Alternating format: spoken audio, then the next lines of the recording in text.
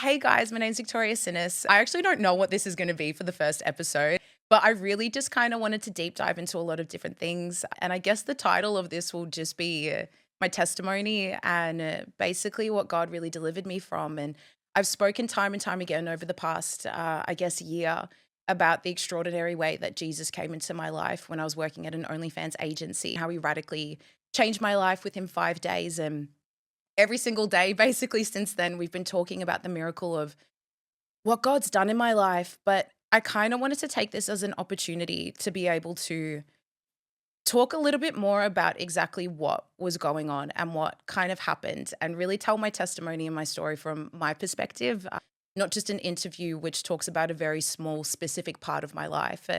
And I guess the intention behind this is I really want people to understand, hopefully, the full depths of what God can do and how he can save it, and how he can radically save it. And so I guess it all ties in as well with my business and the theme of it, which is creating gems and the essence and the imagery of what that is. And truly, I believe that every single one of us are actually unique and valuable and one of one. And I feel like that is essence of my life has always been that I've felt that I was made for something, but I've always felt so buried. I've always felt crushed, but there's always been something about me that's like, there has to be more. There's something more. And that imagery has kind of come into what creating gems is. And it's like all of us are these unique, one of one, spectacular humans that have the capacity for greatness. But so many of us just feel crushed. And so it's not until I believe that you experience this thing called Jesus that you're able to actually come out of the dirt and understand that I'm already everything that I was born to be. And I don't need to strive, but I already am. But we just have to kind of refine it, all the dirt, all the muck, all the dust to really expose who we were born to be. And so I really just kind of want to take you guys through what that journey looked like for me. I'm still on that journey. I don't in any capacity want to say that I have things figured out, but this really felt like the right time to really deep dive into a little bit more about me, and just kind of extrapolate a little bit further on, what I was delivered from, not just from an OnlyFans agency perspective, but everything in my life. So to take you guys back, I'll give a little bit of, I guess, context to how I've acted and how I've been since honestly as early as I can remember. And again, I think that this really comes down to this theme that we're going to have of, being buried. And with that, I've always had this existentialism, I guess, view. I don't know if that's the right word to use, but it's always been I'm here and everyone else is over there, and I'm always going to be here and I just want to be there. And I think so many people can relate to that. And so that kind of comes out in many different expressions in our life. But for me, I can remember as young as being in kindergarten and feeling like I'm here and everyone else is over there. And why am I always on the outskirts? And a very specific memory I have of this was, and it's so bizarre the things that I guess you remember, but it was like 4-year-old kindergarten, and I was really struggling to like tie up a bow on the back of one of the chairs.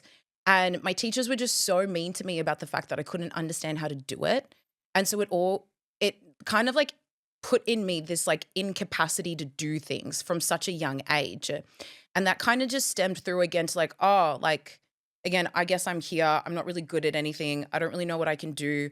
People are always going to kind of like put me down. And I remember even telling like my mum this from like a young age and all through primary school about this feeling of like us and them. And it was always kind of diminished. And so it kind of created more of that crushed feeling of like, wow, like I try to talk about this. I feel here people are mean to me and I don't understand why. And it kind of gets swept under the rug and it's not acknowledged. Oh, wow, I really must be here and everyone else must really be there. And so this kind of just grew throughout my life. And so we come into primary school years and these feelings just kind of continued to brew and brew of there was always that group and I was never in that group. Or there was always the people that I tried to be friends with and no matter what, I could just never click. I always did something wrong. And it just kind of created this feeling within me from such a young age of like, I don't want to be here. This isn't it. And I think a lot of people hopefully can relate to this of you just kind of escape. So for me, my escapism from a young age was into my imagination. And I would go to these places and just dream and be like, there has to be something better than this. And I always had that perspective from such a young age of there has to be something better than this because this is miserable. And so from a really young age, I was just really sad. And I think that I would just revert into my imagination because it was better there than the reality of what I was experiencing. So yeah, we kind of come into primary school, and these feelings are kind of just compounding within me of I'm here, everyone else is there, and I'll try so hard. I would try so hard to be able to fit in, to get people to like me, and it just always didn't seem to go the way that I intended it to go. And it was so frustrating. It was so crushing. It was so just hope ruining. And I really struggled with that. The things that really compounded this as well was I'm the youngest in my family. So I have two older brothers, and I'm also the youngest of my cousins on my mum's side and my dad's side. And I think that that plays a really significant role because I'm the youngest by like 10 years on one side. And then on the other side, like my oldest cousin's like 25 years older than me, like crazy age gaps. And so imagine being like the youngest, you're kind of the annoying one. You grow up with a bunch of boys. You're always put down, you're always teased, you're always bullied. And it's not that people are unkind. Kids can just be mean. And growing up with two older brothers and then three older boy cousins who were very close in age, I was kind of always tormented by boys growing up, which is traumatizing if you have a brother, you know. But I guess all of this to say is I'm just really trying to build the context of how deep these wounds have gone in my life so we can really understand how I ended up in the spot I have and then how miraculous this change has been. So now I've kind of entered into high school, sad girl, unfortunately. And high school was really, really hard for me. I honestly, and it just gets sadder and sadder, guys. So I'm so sorry, but there is a happy ending, I promise you. It gets really sad. But I was really severely bullied. In year 7 and year 8, I had this one very specific bullier. And the crazy thing is we started off as friends, and I went to a different school than majority of my friends in primary school. So I had to make all new friends in my high school. And so that was really, really hard for me. And so I met this one girl. We were best friends to begin with. And one day, look, I probably could have potentially done, actually, no, I know exactly what happened. And this is why I think reflecting and having just reckless empathy for people is really important. And this was a really valuable life lesson for me. But this girl came from a very broken home. And the home where she lived in, you know, she didn't have a clean room and she didn't have clean clothes and just a really hard life, parents with mental health. And so I can empathize with this girl that she would come to my home and it was clean and, you know, my parents were quite stable. And so I can understand why that would be such a pain point for this girl. And being so insecure as I already was and already so weak and vulnerable and feeling like, you know, I was here and everyone else was there, I understand why I was perhaps such an easy target for someone to be so mean about. And I guess the reason why I want to emphasize that is sometimes, guys, we just think, oh, bad things happen to us. And, you know, I hear so many people that say I struggled so hard in high school because everyone was so mean to me. And something that's really helped me to heal from that is just really having a look at their, like, other people's perspectives and why. And people are so hurt. And young kids especially, like, don't understand why they react or why they act out. So as we become older, I think it's really wise for us to look back with a lot of empathy for people that have hurt us, especially in our younger years, so we don't take it into adulthood. Side quest. But anyways, yeah, so we come into year 7, year 8, and yeah, just got really, really bullied by this girl. It was really, really hard, really, really horrible. I don't have a lot of memories from that time, but I have stories that I can piece things together. And I know my mum mentioned like a couple months ago, like, oh, like whatever happened, like when you got hit by that girl, like, do you remember that? And I was like, oh, I don't remember that. She's like, I felt so bad because I didn't know, and that must have been awful for you. And I'm like, oh, like, so there's all these pieces of a puzzle of like those 2 years. But basically, what came out of that, that girl ended up moving schools, going somewhere else. And that's when I really started to have like severe mental health problems. I really wanted to not live anymore and really wanted to take my life. And that really just kind of stemmed into a very deep spiral of depression and anxiety, to be honest with you. And I got introduced to cigarettes at about 13 at this time, and also I was a really young drinker. So, because I had so much family that was so much older than me, I was exposed to alcohol from a really young age. And I also have addiction that runs in my family. So, because of that, plus all of these, compounding feelings, I got into drinking really, really young and I got into cigarettes really, really young. So from 13, I was basically like addicted to nicotine. I would say like some people, it's so weird when some people smoke, they're like, oh, like it takes me a minute. But I remember me and one of my friends were like, nah, this is like, we were just in it from the beginning. So that was a way that I would really kind of be able to cope with a lot of things. Binge drinking and smoking a lot. So we kind of come through now from like the year 7 to year 8 era. And throughout high school, I got into drugs from a really young age as well. And this is like a conversation to have at another time. But the Australian culture is so big on drugs and alcohol, and it's almost seen as normal. On reflection, I see how not normal it was. But for me and my school friends, I remember being like 16 and like smashing it. I don't know if I can say it. If it's gonna, we can like bleep it out here. Like, like, and smashing smoking weed and we would, I had a fake ID from a really young age. And so partying was just a thing. From a really, really young age, like was the thing was the thing. And you would literally go to school, like you would have a school week. On a Tuesday night, we would go to this place called Hawthorne Hotel. And then we'd go to this place called Room 680. You're smashing there, you're getting drunk. Then on a Thursday, we'd go to this place called Wawa. And then we'd go to this place on Friday called TFU.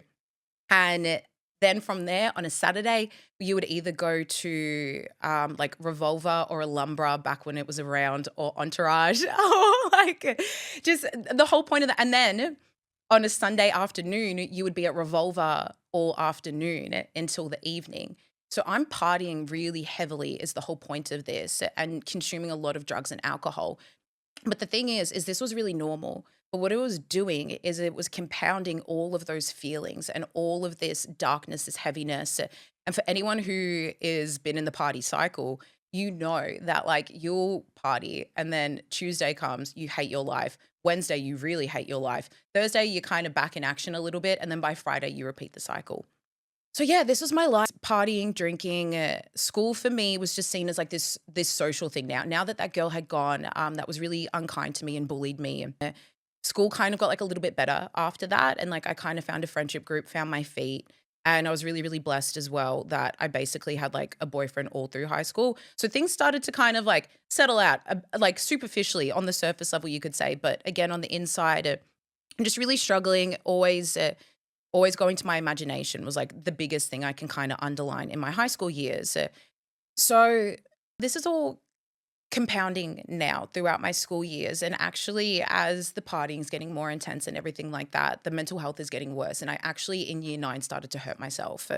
And so all of this stuff, again, is painting the picture of how much pain I was in from such a young age, and the things that I'm using to band aid it, and really not actually accepting what this is and what is happening, and how honestly like much pain I truly am in. And so, and the thing is, I'm learning that this is like so many people's stories, and so many people have this. But again, like all of this is just brewing, brewing, brewing. Nothing's being acknowledged.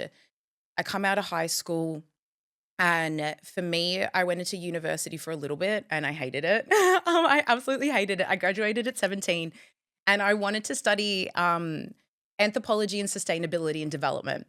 And this is so cool because, guys, I'm telling you that God is in the details even before you're saved. Like, it's the wildest thing. And I really had it on my heart. I was like, I want to go to third world countries and help, like, create health policies. I really just want to help people. No idea where that came from because there's nothing in my life that made me interested in that in any capacity. But we kind of circle around now to what I'm doing in my life. And it's like, it seems like this weird, beautiful foreshadow of everything that God wanted to do. I really felt on my heart to want to help people in like, I don't know, like the little guy, And it's like, wow, like I'm doing that now, but just not in the way that I thought I was. So it's really beautiful to look back and see that God's actually with you before you're saved. He cares so much about you before you're saved. And then he cares so much about you when you are saved. Anyways, So my life is just honestly at this point in time just been one painful series of events after another. I'll be honest with you. And there's things that even happened during my teen years, which were just really horrific. Things that have threatened my safety. People doing things to me that just a lot of trauma, you can say. And so we kind of come now into after high school, and I had a boyfriend basically all through high school, as I said. And we break up. So, had that breakup, and I don't know if this is a sidebar story, but guys, like, it was a brutal breakup. I was in Bali with my family, and he broke up with me over text after being together for 4.5 years. So so what I did to cope, which is a really unhealthy coping mechanism, and I remember this perfectly. I'm in Bali, we're at a karaoke place with my siblings, and I get this text message that he's broken up with me after ignoring me for like 2 weeks being away. And I'm on stage singing, and I have this massive giant duck like filled with alcohol, and I'm singing oh my gosh, I can't remember now, but like heartbreak songs to get through it. And I just got really, really drunk and like started crying. Not healthy, please don't do that. But we've all been through really bad, horrific heartbreak to point that. So then after that breakup, a couple months later, I met someone else. And then this is where things start to get incredibly dark in my life. And this person ended up being a situation that I was in for 6 years. And in the beginning, I was so infatuated, and it makes so much sense now upon reflection. And so many women can resonate with this. I truly believe of when you are so broken, you are so vulnerable, and you just don't know any better. There's such a thing about naivety, and it's such a hard thing because you don't know what you don't know. And so even now, I go to schools and I talk to young girls when I do my specific stuff on if an older guy is interested in you, it is not a flex, and it's actually really dangerous. And I don't think we talk about this enough. As I said, when I was younger in high school, had situations with older men. And then now I'm fresh 18. I met someone who was about 5.5, 6 years older than me, 5.5 years older than me.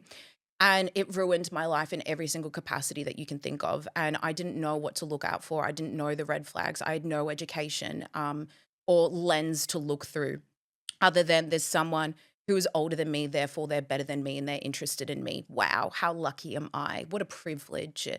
And so this person that I was in like a full-time relationship with for 2 years, I disappeared from my parents. I disappeared from my family.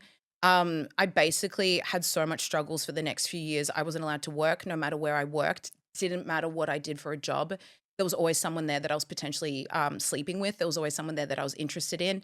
It got to the point where I would have to take photos of where I was and send it to prove it. But because this person thought that I was pre-taking photos and lying about where I was, I would have to screenshot the time and the date of the photo to prove that I'd taken that photo, and that's exactly where I was. And so you can imagine for about 2 years of this just really extreme, really intense toxic cycle.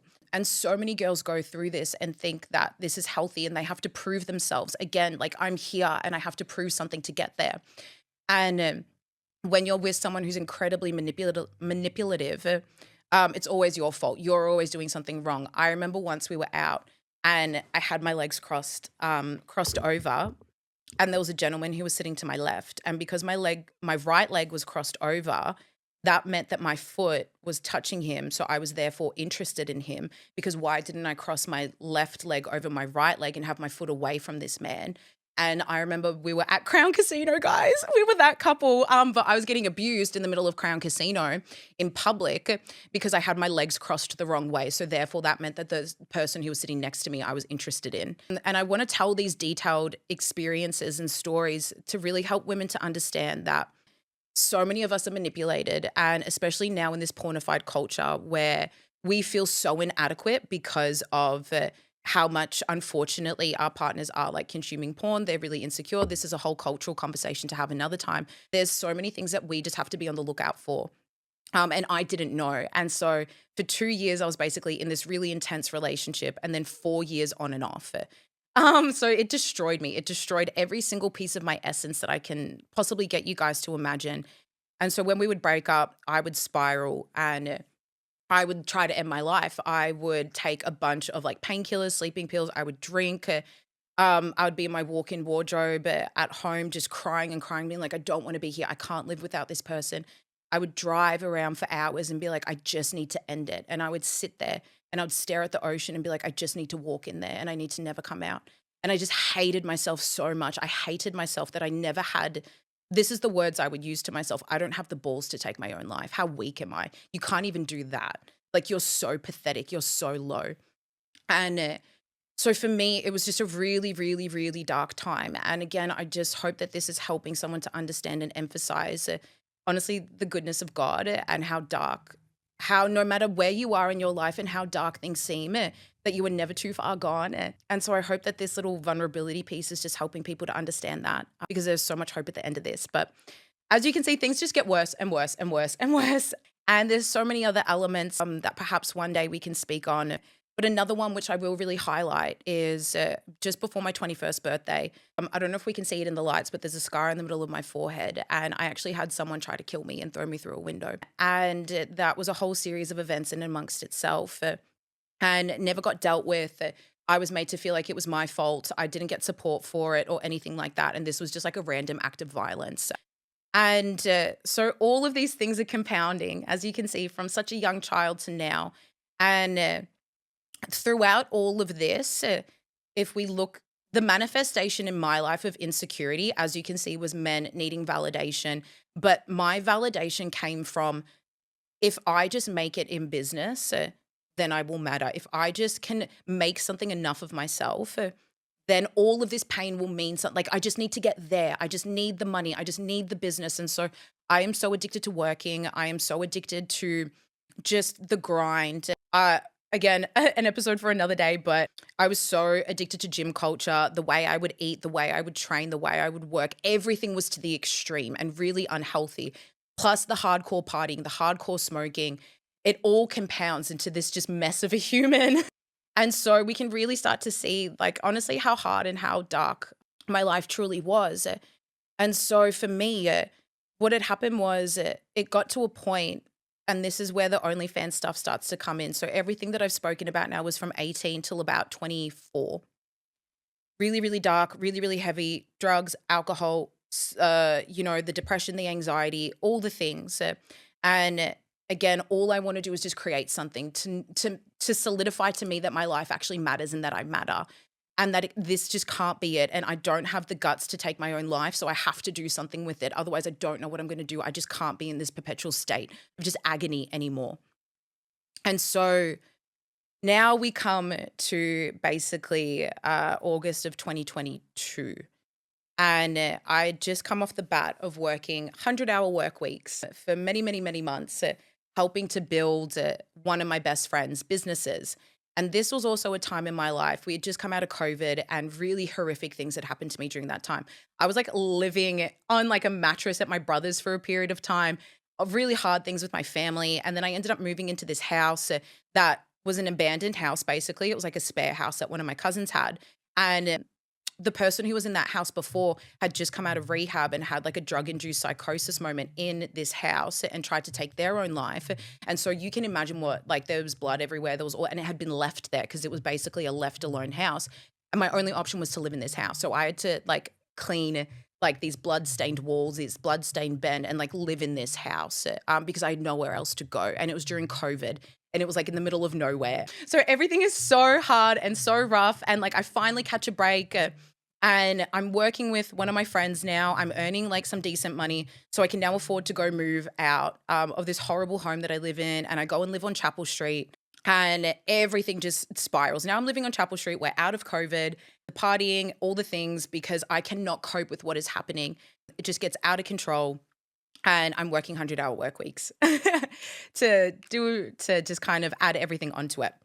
And so then I come out of these 100-hour work weeks. I go to Europe for a month. And then when I come back from Europe is when I get approached to work for this OnlyFans agency.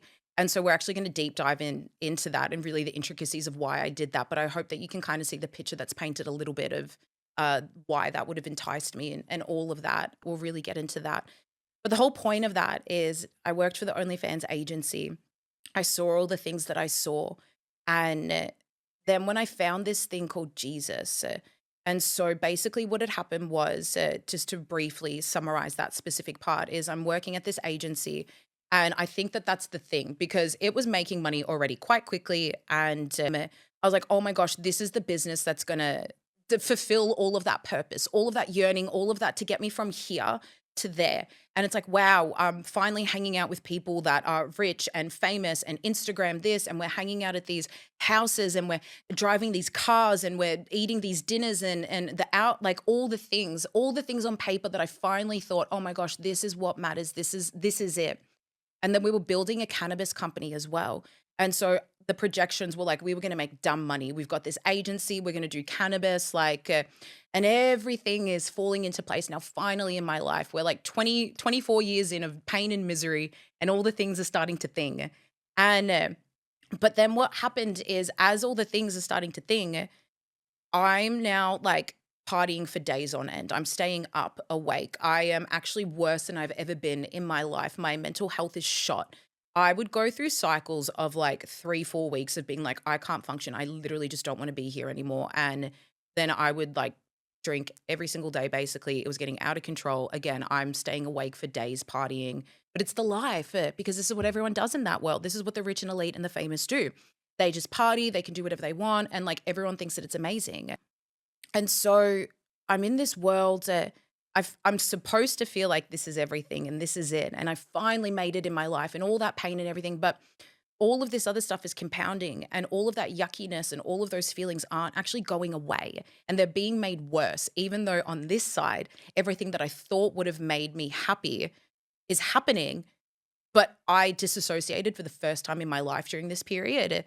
And that is literally like the scariest thing you can experience. You are like, I have a vivid memory of being in my car driving and like watching myself because I just wasn't there. There was nothing. You felt nothing. So this is all happening while we're building these businesses and living this lifestyle and all of that. And then I start to jump on the back end of the OnlyFans platform and I start to actually see what we're selling and what we're promoting. Because throughout all of this, I've never really like consumed pornography or yeah, like watched it. So now we're doing this agency and I actually finally get to see on the back end what we're doing and what OnlyFans is and what this phenomenon is and how these people are making money. And it just did something inside of me. I think that that was like the straw that broke the camel's back of like breaking me because I'm like, these girls are exceptional and they're so amazing and they have so much value and they're kind and they're funny and they're generous. And I knew their stories a little bit.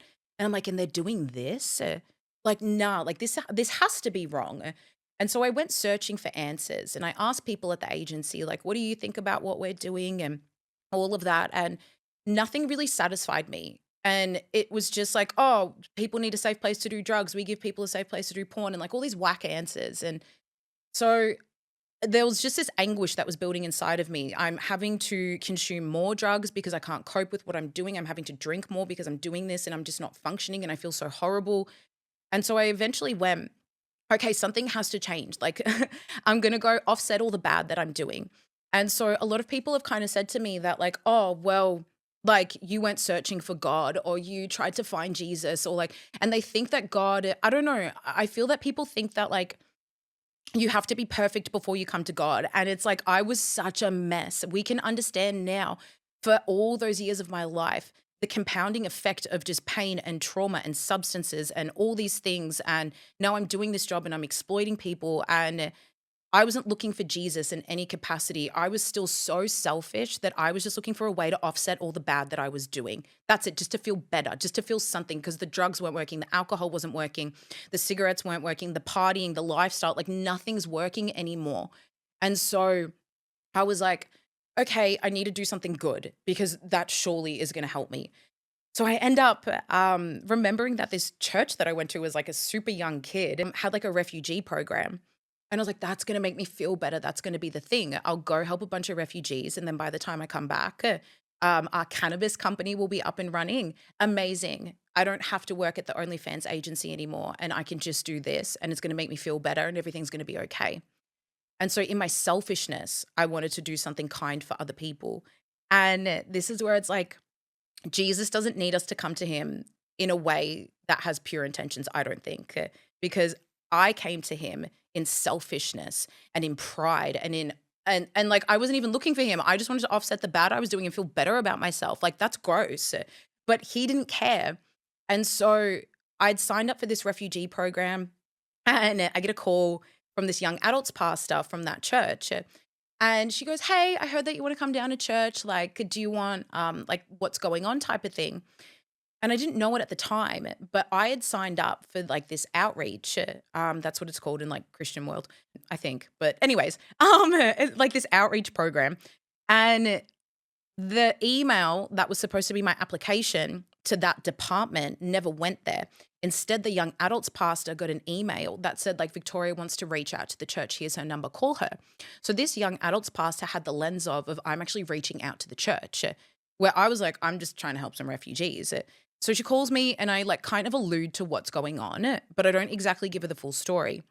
So she invites me to come down to church that Thursday and I end up word vomiting to her. Well, actually rewind. She invites me to come down to this church on a Thursday.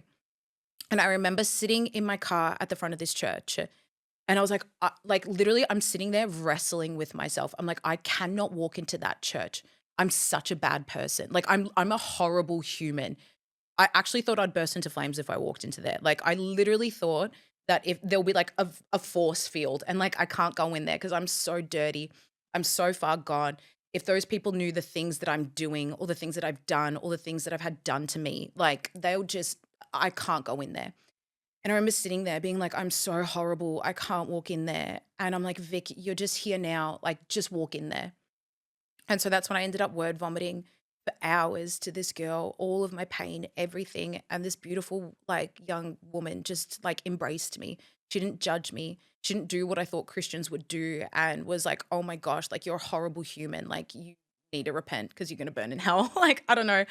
And she just said, I think you should really come to church this weekend. I think you'll really resonate with the speaker. And a lot of us know this story, but I went to church on that Sunday and the lady who was speaking in church was talking, it was a guest speaker who was talking about this over-sexualized culture and how it's destroying the next generation and how with things like specifically OnlyFans is literally grooming a generation and so imagine I'm sitting there and I'm like, oh my gosh, something's just unlocking in my heart. And I'm like, I'm not crazy. This is wrong. I knew like all these things. And so I ran down to this woman after she finished speaking and I went up to her and I was like, hi, my name's Victoria. I work for an OnlyFans agency and I hate myself. And she goes, let's have lunch. And this woman just spent time with me for the next few hours and she had lunch with me and she answered my questions. And I said, isn't this liberating? Isn't this a positive? And she just explained the truth. And so that was on the Friday. That was on the Sunday. And so then by the Friday, I actually walked away from the agency and I started to walk away from everything. And throughout this process, but these are the things that God really saved me from. And this is what I want to emphasize in all of this. And that's why I felt like there needed to be such a buildup of the context of this is through the next series of weeks. I would just come to church. I didn't understand this thing called Jesus. No one had really explained it to me. I never read like the Bible. I didn't understand. I didn't know. But bit by bit, God just did something within me. And I remember I was at church one Saturday night and one of the pastors, not knowing anything, came up to me and put their hand on my head and just goes, God, get rid of the war in Vic's mind. And it just went. All the depression, all the anxiety, all the OCD, everything just left instantaneously. It's like I felt it sucked out of my mind. And then we go on a little bit more and I'm, coming into faith. I'd still bended a couple times and was really struggling with addiction and all these other things. And I remember I just got down on my knees one day and I said to Jesus, it was like my cousin's wedding. And I was like, I don't want to drink. I don't want to do drugs. I'll just bring my vape and that can be my vice. Like, that's fine. But before you knew it, it's like 2 a.m. and, I'm lines deep in coke and I'm like, what am I doing? Like, I don't want to do this. So the next day I got on my hands and knees and I remember when I was home and I was like, Jesus, this is bigger than me. I can't control this. I have tried. And I need you to get rid of this for me. And literally the craziest thing happened. And I just remember that. I said, I just need you to get rid of this for me. And I don't know how to explain this without sounding like a crazy Christian freak, but I don't care. But like, I'm on my hands and knees, I'm bawling my eyes out crying, and I'm just saying, I need you to get rid of this for me." And it's like the figure of Jesus was standing next to me and just put his hand on my head, and he's like, "I'm gonna heal you, and it's gonna be okay." And then a couple weeks later, I didn't really understand, like, what happened from that, but instantaneously, guys, I've not touched cigarettes, I've not touched a vape, I've not touched alcohol, I've not touched drugs, the craziest part of that is this, I was with one of my friends, and she vapes, and we're sitting in the car, and she said, "Babe, do you care if I vape in the car?" And I was like, "No, no, no, that's fine, like, whatever." And I remember looking over at her, and I knew that she was supposed to have a vape in her hand. I knew that there should have been a vape there, and she said that she's vaping, and I should have smelt something, and she's holding nothing. And I'm like, "What?" Like, what? And I realized that God in his kindness and in his graciousness blinded me from these things, and it's a supernatural phenomenon. Like, some of the things that God does is just supernatural. And I remember I had an event on, and it was my first time being around alcohol, and I'm at this bar, and I'm someone who deeply struggles with alcohol and all these things, and I'm looking around at everyone, and everyone's holding, like, invisible cups. And I'm like, "What?" And I realized God had blinded me to, like, alcohol, to cigarettes, to all. I couldn't smell it, I couldn't see it. That's the only way I can explain it.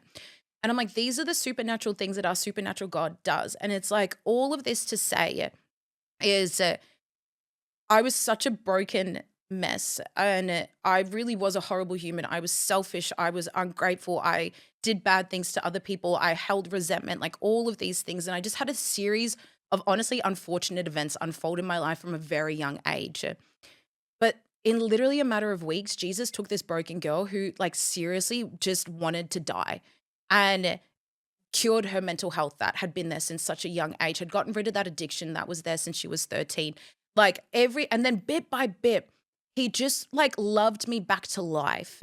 And that's really what Jesus saved me from in all of this. And so, of course, OnlyFans agency world is a part of that. But I'm just hoping that this is a little bit more of a deep dive into the depths of what God does, and how he saves and how he truly cares. And you don't have to even be looking for him, and he ruthlessly and recklessly pursues you in love. And I can look back now on all of those series of events and be like, wow, me just saying I need to go volunteer. How did that random thought come in my head of that church? That wasn't me. That was God going, "Go here. I have something planned for you." And so then I go on this Thursday, and of course, it's this girl out of everyone who's so kind and gracious and invites me to church. And then I found out the series of events that led for that guest speaker to be there that weekend, they weren't supposed to be there. It was all these things got changed around, and they just so happened to be there the Sunday that I had come. And they just so happened to be able to have an afternoon free to speak with me. And all these small micro events is what compounded into me being totally transformed, and actually a marker of even my internal thought structure now is joy. And it's like people say I'm like like toxically positive. And it's like, but I'm not. It's like I've just come from so much darkness and so much evil and honestly horrible, horrible things that I can't help but not be positive and not be grateful, because in literally a matter of weeks, Jesus changed everything about everything that I was struggling with for my entire life. So I just hope that this is an encouragement for anyone of, you might, resonate with some of these things: abusive relationships, trauma, addiction, whatever it is, depressions, anxieties. And if you're just sitting there and hearing this, I just like would really want you to just whisper to yourself, like, Jesus, if you're real, like, reveal yourself to me, like, help me, heal me, whatever it is. And I promise you, like, that he will. Like, if he did it for me, he'll do it for you. And if you just trust in that, I just hope that you can hear all of these things and go, wow, like, she didn't just work for an agency and then get saved and like all of this. It's like she literally came from being someone who wanted for many, many years for her life to not exist and to not be here, and was struggling so deeply, to now being someone that is like, wow, like, this is the best thing that I get to do, and has so much joy and peace, and just has purpose now, and everything actually has a meaning. And so, yeah, I don't know a more eloquent way to close that out, but I just hope that anyone who hears this just feels encouraged and knows that Jesus is just so real. And if he did all of these things for me, like, I promise he can do them for you. And yeah, he just loves you so much. So just whisper to him if you're hearing this wherever you are, like, Jesus, like, if you're real, I need you to reveal yourself to me. Can you show me? Can you help me? And I just promise you that he will. So yeah, thanks.